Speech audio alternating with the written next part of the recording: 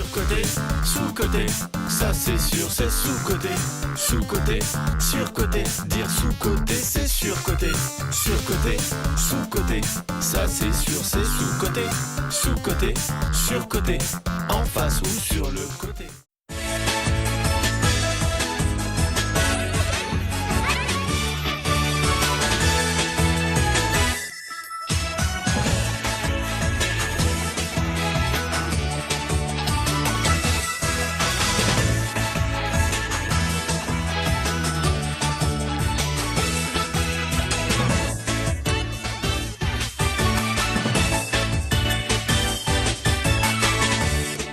Et bonjour à tous et à toutes, aujourd'hui c'est Dark Ice et je suis en compagnie de... Cassas. Aujourd'hui on va faire une petite vidéo sur les personnages qu'on trouve sous-cotés. Ouais, alors disclaimer avant de commencer, on précise que ce sont nos avis, qu'on se base sur ce que nous on pense. Et surtout, ce qu'on entend par sous-côté, c'est pas genre les persos qui sont détestés, parce qu'à notre sens, en fait, un personnage détesté, il est pas sous-côté, au contraire. Mais plutôt les personnages à qui on n'apporte pas assez d'importance, alors qu'ils mériteraient plus. Oui, et on va commencer tout de suite avec ma petite chouchoute, la best de la best, qui n'est pas Lucie, Noël. Alors déjà, c'est un personnage sous-coté, car c'est le seul perso à ne pas avoir d'épisode dédié à elle-même, alors que comme on peut le voir dans Pur, Coco a eu un épisode où l'intrigue était dans son royaume, même si on va le voir plus tard, ça sera pas vraiment ça. Et Karen a eu son épisode dédié à elle, dans l'Antarctique, tout simplement pour sauver la légendaire Tour de Glace. De plus, elle est plus présente en flashback qu'en vrai, notamment lors de la saison 1, quand on la voit à travers les flashbacks de Rina, et quand elle se sacrifie, mais sinon, en vrai, on la voit pas trop. Et c'est dommage d'ailleurs, parce qu'elle a une personnalité très douce, et on peut aussi voir qu'elle est sous-cotée, parce que toutes les princesses sirènes ont des chansons, à part elle et Coco. Et justement, en parlant de Coco, c'est le second personnage de cette liste justement de sous-côté. Effectivement, les deux princesses sirènes, comme tu l'as dit, à être les plus sous-côtés à notre sens, c'est Noël et Coco.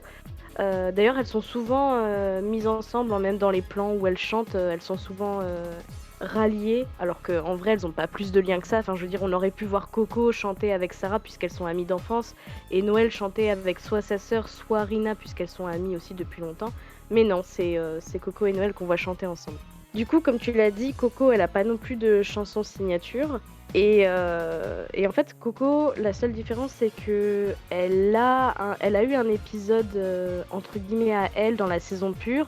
Mais en fait, on se rend vite compte que cet épisode, il tourne plus autour de Sarah que elle véritablement. Et en fait, quand on creuse, Coco, la pauvre, tout simplement, elle a pas de développement.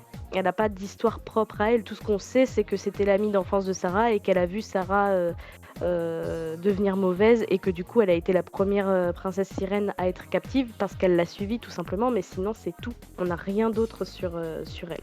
Et c'est dommage parce que Coco, c'est franchement un personnage très cool. Enfin, moi, personnellement, j'aime beaucoup cette princesse sirène. Et elle a un tempérament vraiment cool. Je pense qu'elle mériterait beaucoup plus d'attention et surtout, c'est dommage qu'elle n'ait pas son développement. Et d'ailleurs, les prochains personnages que nous avons, ce sont la famille Amagi en général. On va pas parler de Licto et Mikaru, parce qu'à mon sens, ils sont quand même assez bien développés, mais plutôt des membres comme leur mère et leur père. Finalement, quand on creuse un petit peu, on a des informations sur Mikaru, on a des informations sur Licto, mais sur la famille en général, mis à part que ce sont des Pantarassa, en fait, on n'a quasiment rien d'autre. Et c'était extrêmement dommage parce que il y a plein de points qui prouvent que ce sont quand même des personnages importants. Avec Kaito et les princesses sirènes, ce sont les seuls personnages qu'on connaît leur nom de famille. Je trouve que c'est une chose importante dans le sens où ça veut dire qu'on accorde de l'importance.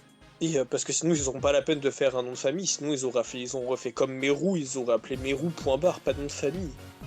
Oui, c'est vrai, ça reste un peu bancal aussi au niveau de l'histoire pour le coup. Bah oui, et pour le coup ça fait un gros creux au niveau de Pur. Enfin déjà qu'il y en a déjà assez, mais quand même là ça fait c'est même plus un creux, c'est un fossé genre.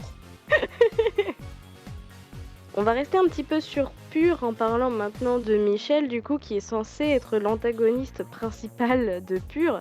Alors pourquoi je dis censé? Parce que, comme disait Dark Ice il y a quelques minutes, Mikaru, elle est pas sous-cotée du tout, au contraire. Et comme je disais au début, un personnage qui est détesté, parce qu'on sait que Mikaru est beaucoup détesté, c'est pas du tout un personnage sous-coté. Et au contraire, moi j'irais presque jusqu'à dire que Mikaru est surcoté par rapport à Michel qui est censé être le grand méchant principal. C'est-à-dire que Mikaru a beaucoup plus d'importance, beaucoup plus de plans aussi, elle apparaît beaucoup plus de fois je trouve. On lui porte beaucoup plus d'intérêt parce que on la déteste plus que Michel. Enfin moi à titre personnel en tout cas je la déteste plus que Michel. Et je pense Pareil. d'ailleurs que je suis pas la seule, voilà. Donc c'est quand même dommage. Parce que à la base, Michel, c'est quand même un concept intéressant. Je veux dire, son histoire à la base, il y a beaucoup de références intéressantes. Et à la base, c'est quand même un personnage plutôt bien construit.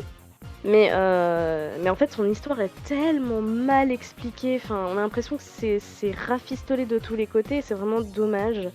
Après, ce qu'on peut remarquer aussi, et c'est pour ça qu'on le met dans la catégorie sous-coté, c'est que moi, je sais, à titre personnel, qu'il y a quand même pas mal de fans de Michel, mais ça reste une fanbase assez silencieuse.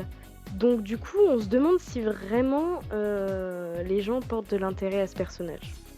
Ce qui est dommage parce que franchement, Michel, à titre personnel aussi, c'est quelque chose, c'est quelque chose. Là. En même temps, c'est un caillou, alors bon. C'est un personnage que j'aime beaucoup, qui est assez mystérieux mais qui vaut au final le bien, enfin son bien à lui. Et du coup, en parlant de Michel, on va parler de ses créatures, Arara, Ladybat et la Noix. Alors, elles, leur problème, pourquoi elles sont sous-cotées, c'est tout simplement qu'elles n'ont pas de propre histoire à elles. Par exemple, dans la saison 1, on a vu Yuri, qui avait sa propre histoire avec... même les Dark Lovers en général, ils ont leur propre histoire, dans le sens où Maria, Heather, Eril et Yuri ont leur propre personnalité et leur propre développement et intrigue. Aussi comparé aux méchantes, justement, qui sont là dans les deux saisons, du coup les Black Beauty Sisters. Vous mettez Chichi et Mimi à côté d'Arara, Ladybat et la Noix, franchement, ça n'a aucun intérêt de créer Arara, Ladybat et la Noix, justement, si elles sont là. Parce qu'à côté, elles font pas le figure, et du coup, elles ont beaucoup moins d'impact et beaucoup moins de... On se souvient moins d'elles, elles ont moins d'impact dans nos esprits, contrairement du coup aux méchants de la première saison, et surtout des beautés ténébreuses, parce que il y a un comparatif perpétuel et constant entre les beautés ténébreuses et les démons Michel, vu qu'elles sont là elles sont présentes dans la même saison. Et du coup, je me permettrais juste de rajouter par rapport à ça qu'il y a une preuve en fait très concrète qui nous montre que les autres ça marche et que ces trois-là ça marche pas. C'est que concrètement, qui sincèrement a pleuré devant la mort d'Arara, Ladybat et la Noix? Enfin, je connais beaucoup plus de personnes qui ont pleuré ou qui ont été émues, peut-être pas jusqu'aux larmes, mais qui ont été émues par la mort des Dark Lovers et des Beauty Sisters, mais pas de ces trois-là, quoi. Clairement, elles ont, comme tu le disais, elles ont beaucoup moins d'impact. Sur ce, nous avons fini la vidéo. C'est fortement possible qu'il y aura une vidéo sur les personnages surcotés. En attendant, n'hésitez pas à liker, à partager la vidéo et à commenter, et à exprimer votre point de vue dessus. Et si vous avez relevé des personnages qui ne sont pas dans cette liste, ou même compléter ce qu'on a dit tout simplement, n'hésitez pas. D'ailleurs, on précise avant de clôturer cette vidéo que là, on s'est vraiment basé sur les personnages, on va dire plus importants. C'est-à-dire qu'effectivement, si on s'était basé sur tous les personnages qui apparaissent dans la série, on aurait pu parler des personnages secondaires, voire tertiaires, genre les amis de Kaito, Meru, enfin tous ces personnages-là qui apparaissent dans quelques épisodes à peine. Mais là, on s'est vraiment basé que sur les personnages importants, on va dire. Sur ce, on peut dire que la vidéo est finie. Mais avant ça, on a deux petites choses à vous dire. On a un compte Instagram. D'ailleurs, n'hésitez pas à aller le follow. Et après, du coup, la deuxième chose, c'est le petit blabla habituel. N'hésitez pas à liker, commenter, exprimer vos idées dans les commentaires. Et bye bye! Bye bye!